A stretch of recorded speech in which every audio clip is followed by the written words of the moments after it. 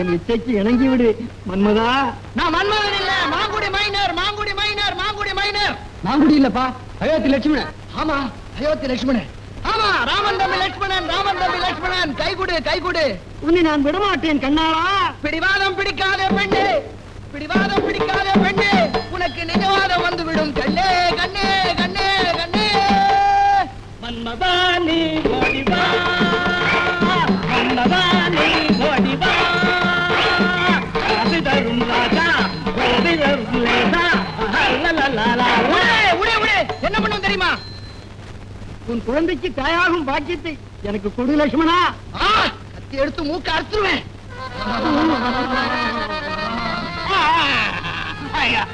முன்மையிலே மூக்க அறுத்துட்டான். உணர்ச்சி வசப்பட்டு புராண பக்கத்துல அறுத்துட்டேன். உள்ள போ. எங்க வசாது மூக்க அறுத்துட்டியா? இப்ப விட மாட்டேன். ஆஞ்சநேயர, நான் லட்சுமணப்பா, நீ என் பக்கம், என் பக்கம். அது உண்மையான கதையில நான் எங்க வசாது பக்கம் தான். எங்க வசாத் மூக்க நீ அறுத்துட்டியல்ல, இப்ப ஓ மூக்க அறுக்காம நான் விட மாட்டேன்.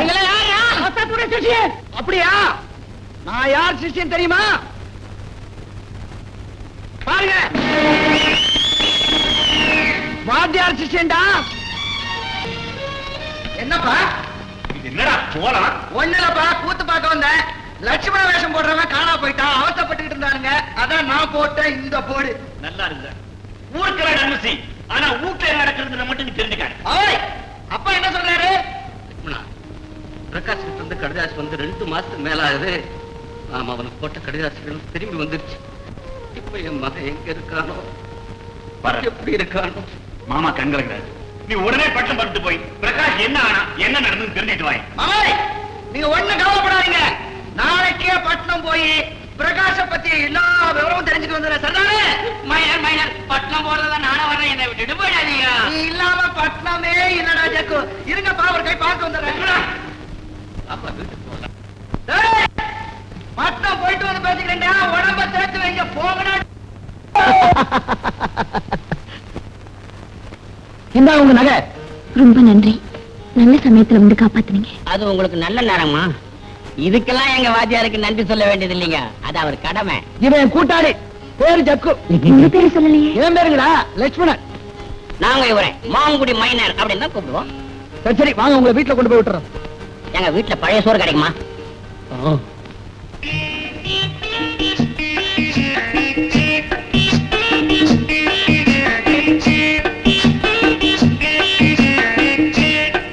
அடியாச்சி, எம்மா பெரிய பங்களா. எங்க ஊர் கிராமத்து ஜனங்களை பூரா இடத்துல அடக்கலாம் போட்டிருக்கேன். ஏனுங்க, உங்க அப்பா என்ன பெரிய ஜமீன்தாருங்களா? இல்லங்க, பேங்கர். அப்படின்னா என்னங்க? பேங்கர்னா என்னன்னு தெரியாதா? உனக்கு தெரியுமா? பேங்கர்னா அப்படிதான் என்னங்க? நீங்க படிக்கவே இல்லையா? யார் சொன்னது? எங்க ஊர் சின்ன பள்ளிக்கூடத்துல நான் 3ஆம் கிளாஸ் படிச்சிருக்கேங்க. அங்க அந்த வாத்தியார் அம்மா என்ன பார்த்து கேட்டாங்க 3 4 எத்தனைன்னு. ஆனா இது கூட தெரியாத இவங்க கிட்ட நாம என்னத்த படிக்கிறதுன்னு நான் பாட்டுக்கு வந்துட்டேன். நீங்க படிச்சிருக்கீங்களா? என்ன படிச்சிருக்கீங்க? டிகிரி வாங்கிருக்கேன். டிகிரி? அப்புறான பெரிய டிகிரி நானும் தான் வாங்கியிருக்கேன். எனக்கு ஜுரம் வந்தது அப்போ 105 டிகிரி. பிரிச்சு மழைப்பாதீங்க. பேங்கர்னா என்னன்னு அதை சொல்லுங்க. இவங்களுக்கு தெரியாத போல இருக்கு. பேங்கர்னா வட்டிக்கு பணம் கொடுக்குறோம். அப்படிங்களா? ஆனா எங்க கிராமத்துல இருக்கிற சீனா தானா மூணா கானா செட்டியார் மாதிரி போல இருக்கு. அவங்க நம்ம கிராமத்துல பள்ளிக்கல்லையும் பர்மா தேக்கிலையும் பெரிய வீடு கட்டிருக்காங்க. நீங்க கொஞ்சம் உட்காருங்க, நான் அப்பாவை கூப்பிட்டேன். என்னங்க என்னங்க என்னங்க, அந்த தடிப்பசங்க கூட சண்டை போட்டது ஒரே தாகமா இருக்கு. குடிக்கிறதுக்கு ஏதாவது கொடுத்துட்டு அப்புறம் போங்களேன். Coffee, tea, cool drink.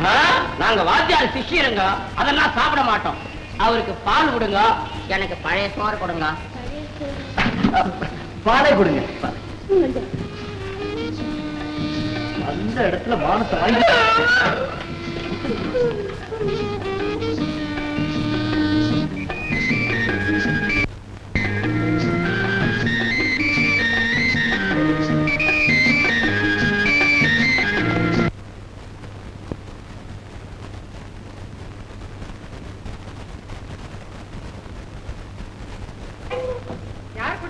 யாரு குடுமையே இல்லைங்க.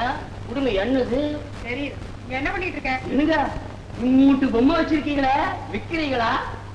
எடுங்க, இது தங்கமா? தங்கம்னா எடுத்துக்கீங்க. ஜமாய் ஜமாய், நீங்க ஒண்ணு தப்பா நினைக்காதீங்க. அவன் ஒரு பட்டிக்காடு. இப்படித்தான் புதுசா ஏதாவது பார்த்தா கையில எடுத்துருவான். அவன் ஒண்ணும் திருட மாட்டாமா.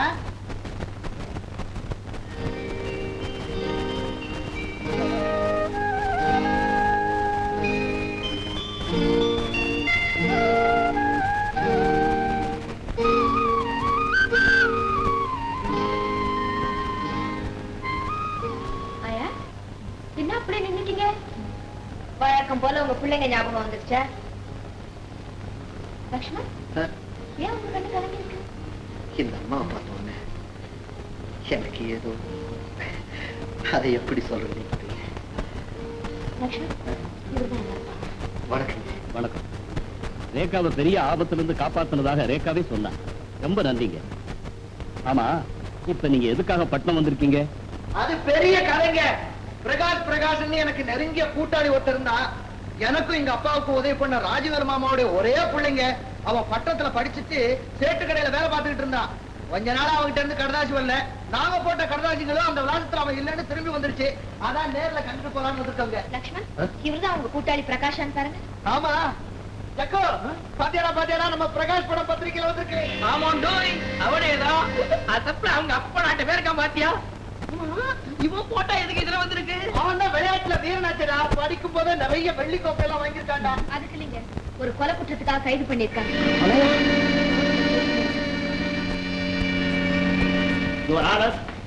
சாட்சிகள் கொடுத்த வாக்குமூலத்தை வைத்து பார்க்கும் பொழுது பிரகாஷ் ஒரே வெறியோட ஜம்புவை தேடி கிளப்புக்கு போயிருக்கிறார் என்று நன்றாகவே தெரிகிறது. போய் என்ற குற்றவாளி நிரூபிக்கிறதுக்காக இந்த வக்கீல் வாதாடுறார தவிர நடந்தது சொல்லி நியாயம் கேட்கு.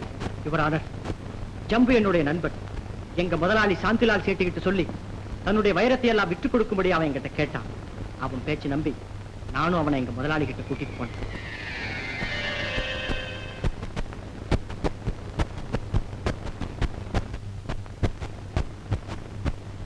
முதலாளி, இவன் என் ஃப்ரெண்டு. அவனுக்கு ஏதோ கஷ்டமா, அதனால அவன்கிட்ட இருக்கிற வைரத்தை நம்மகிட்ட விற்க வந்திருக்கான். உன் ஃப்ரெண்டு என்ன விலை சொல்றாரு? சரி, நான் வாங்குறதே 1 லட்சம் ரூபாய். ஏதோ ஒரு 10,000 ரூபாய் அதிகமா கிடைக்குன்னு நான் எதிர்பார்க்கிறேன். இதனுடைய மதிப்பே 75,000 ரூபாய் தான். என்ன சேட்டு இப்படி சொல்றேன்? ஏதோ கஷ்ட நிலைமைக்கு வைக்க வந்துட்டேன்னு ரொம்ப விலையை குறைச்சிடாதீங்க. இல்ல நான் விலையை குறைக்கல. இதனுடைய மதிப்பே 75,000 ரூபாய் தான். பிரகாஷ் சொல்றதுக்காக வேணும்னா 10,000 ரூபாய் அதிகமா தரேன். சரி சரி கொடுங்க. கொஞ்சம் இருங்க, உள்ள போய் பணம் எடுத்து வரேன். பிரகாஷ், ரசீதியா சரியா எழுதி வாங்கி வை. சரி முதலாளி.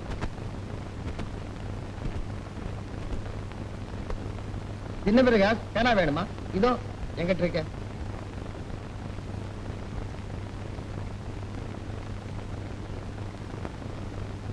அடடே, இங்க இல்ல. கொஞ்சம் இரு, நான் உள்ள போய் ரசீத் போட்டேன். ஓகே.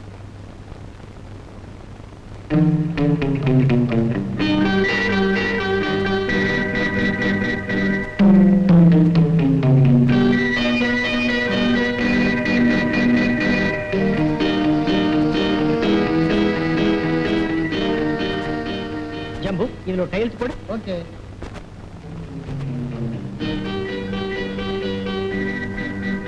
பிரகாஷ், எல்லாம் சரியா எழுதி வாங்கினியா? அப்ப சரி, நான் வரட்டுமா? அவன் அனுப்பிச்சிட்டு முதலாளி. சீக்கிரம் வந்துரு.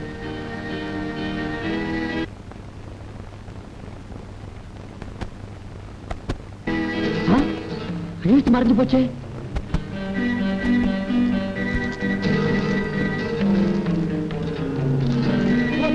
மோசம், இது வைரம் இல்ல, கண்ணாடி கல்லு. பிரகாஷ், பிரகாஷ், என்ன முதலாளி?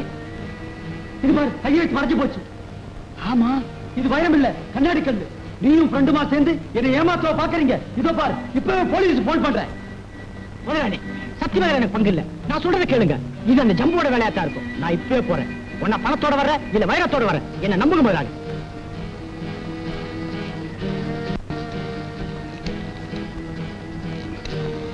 Hello hello, police ஸ்டேஷனா?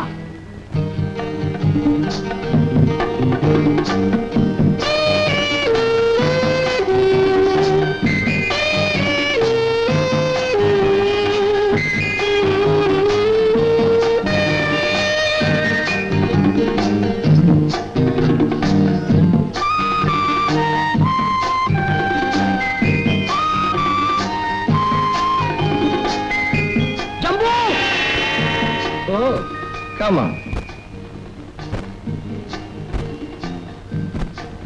உன்னை நான் நல்லவன் நினைச்சேன். நண்பனுக்கே துரோகம் பண்ணிட்டியடா துரோகி. மரியாதையா வந்து எங்க முதலாளி கிட்ட உண்மையான வைரங்களை ஒப்படைச்சிடு. இல்ல உன்னை நான் உயிரோடைய விட மாட்டேன். ஏன் ஆத்திரப்படுற? உனக்கு எவ்வளவு பணம் வேணும்னாலும் நான் தர்றேன். உன் பணம் யாருக்குடா வேணும்? நான் நிரபராதி வந்து நிரூபிச்சிரு, அது போது எனக்கு. என்ன வெளியே நாக்காதே. உன்னால என்ன எதுவுமே செய்ய முடியாது. உனக்கு எந்த விதமான ஆதாரமும் கிடையாது. ஜம்பு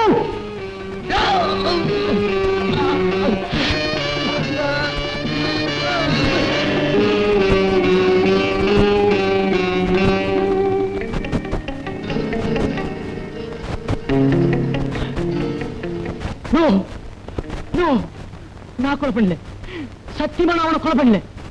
நடந்ததை எல்லாம் ஒண்ணு விடாம சொல்லிட்டு இதுக்கு மேல சத்தியமா எனக்கு ஒண்ணும் தெரியாது. இந்த கொலையை நான் செய்யல. The case is adjourned to 27th of this month. ஜம்புவை கொலை செய்தது பிரகாஷ் தான் என்பது தெளிவாகிறது. எனவே அவருக்கு தூக்கு தண்டனை விதிக்கிறேன். ஐயா, தர்மத்துக்கு எதிராக அநியாயமா தீர்ப்பு சொல்லாதீங்க. லட்சுமண், நீ எப்படி இங்க வந்த? என்னடா நீ 2 மாசமா கடதாசிய போடல. ஊர்ல அப்பாவும் மாமாவும் ஒரே கவலையா இருக்காங்க. அதான் நீ பட்டணத்துக்கு போய் பிரகாஷ பார்த்து கூட்டிட்டு வாடான்னு சொன்னாங்க. உன்னை பார்த்து கூட்டிட்டு போறான்னு வந்தா நீ வந்து இங்க நிக்கிறீங்க. வாடா போலாம். Order order. ஐயா, அவன் அப்பாவிங்க, அவனை விட்டுருங்க. அதுக்கு ஏதாவது ஆதாரம் கொண்டு வந்திருக்கியா? ஆதாரம் என்ன ஆதாரம்? அவனை சின்ன வயசுல இருந்து எனக்கு தெரியும். ஒரு புறாவை கொன்னதுக்கு 3 நாள் இவன் சாப்பிடலங்க. என்னங்க திரும்ப ஒருத்தரை தூக்கு மேடை அனுப்புறதுன்னா உங்களுக்கு எல்லாம் சந்தோஷமா? கொஞ்சம் கூட நியாயம் இல்லாம போச்சு. ஐயா, நீங்களே நியாயம் சொல்லுங்க. ஒரு புறாவை கொன்னதுக்கு 3 நாள் சாப்பிடலையா? அவன் எப்படிங்க கொலை பண்ணிருப்பான்? விடுங்க ஐயா. ஐயா, அவனை கொண்டுடாதீங்க. அறியாம கொண்டுடாதீங்க. விட்டுருங்க. டேய் பிரகாஷ், நீ ஒண்ணும் கவலைப்படாத. அவனை எப்படி நான் காப்பாத்துறேன்டா? டேய், தர்ம நியாயம் நான் செத்து போவேன். அப்படி இல்லையா? ஒப்பனால சத்தியமா உன்னை காப்பாத்துறேன்டா. டேய் பிரகாஷ்.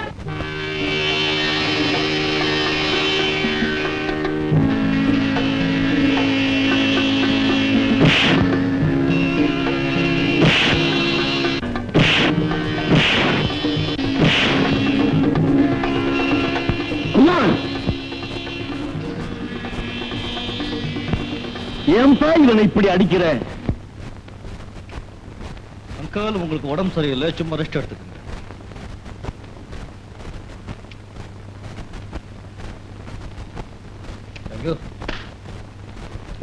குமார், இவன் இப்படி அடித்து கொல்றத பார்த்துட்டு என்ன சும்மா இருக்க சொல்றியா? அங்கிள், வித்தியை கத்துக் கொடுக்கும் போது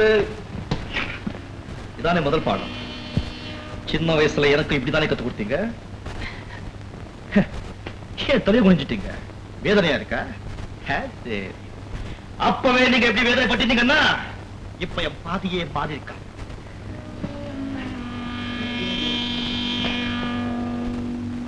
அங்கிள், நான் இப்ப வெகு தூரம் வந்துட்டேன். இனிமே என் பாதை மாறாது. பழக்கத்தையும் மாத்திக்க முடியாது. கோபமும் குறையாது.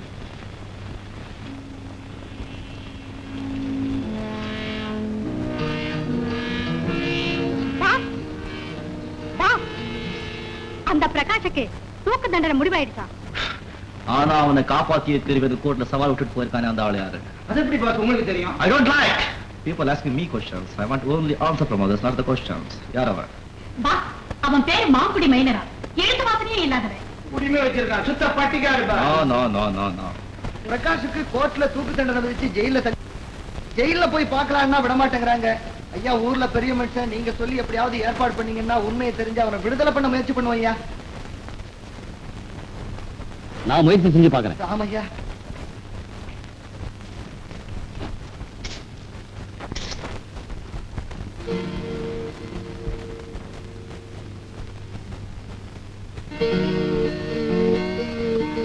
என்ன இப்படி கூப்பிடுறீங்க? ராத்திரி இங்க தங்க வருவீங்கன்னு நினைச்சேன். ஏன் வரல? ஆமா, நானும் தான் சொன்ன மைனர்கிட்ட இங்கேயே தங்கிடலான்னு. அவர் என்ன சொன்னாரு தெரியுங்களா? நாம உதவி செஞ்சுட்டே காரணம் காட்டி அவங்களோட ரொம்ப ஒட்டிக்க கூடாதான்ட்டார்ல. சத்தத்துலதான். அதை ஏன் கேக்குறீங்க? இப்ப நீங்க கூப்பிட்டீங்கல்ல, உசு உசு உசுன்னு, அதே மாதிரி கொசுக்கெல்லாம் எங்களை கூப்பிடுது உசு உசுன்னு. தாங்க முடியல போங்க. ஏதாவது பேசினாரா? மைனர் தானுங்களே, பேசினாரா? ஒரே பெணத்தில் போங்க. உங்க வீட்டுல நீங்க போட்ட இந்த பழைய சோறு, மோரு, பால் இதெல்லாம் ரொம்ப நல்லா இருக்குன்னாங்க. இது பெணத்தில் இல்லையா?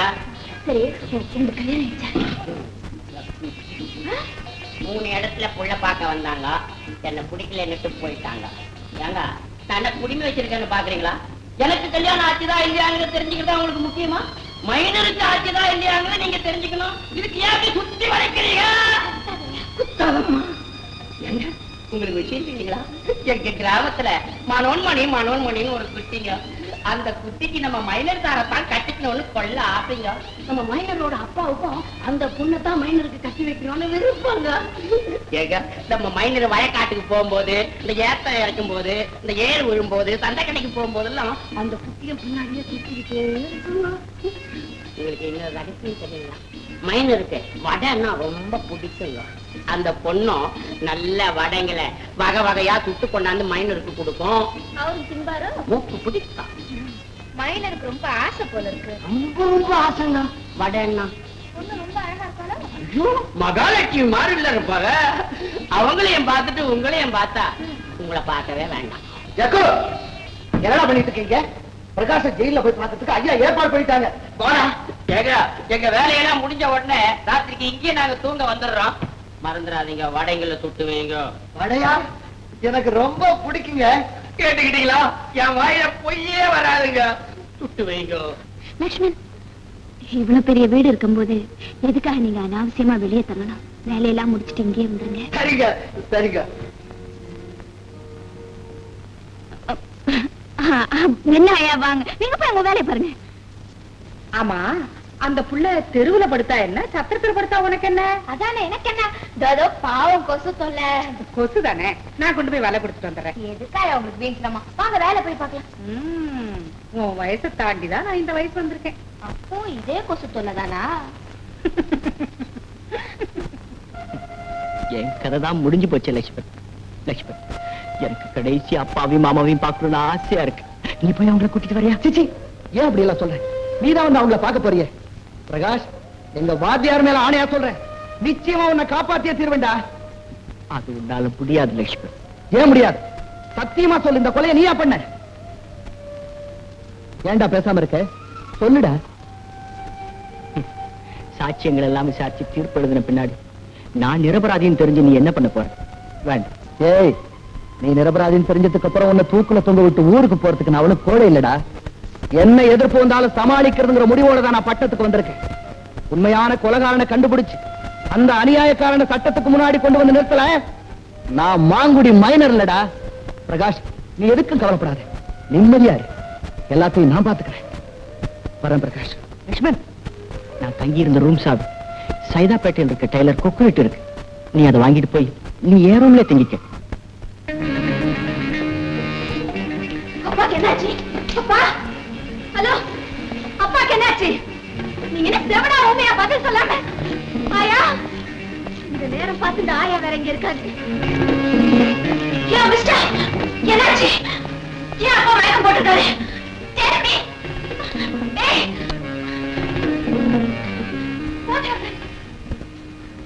அப்பா,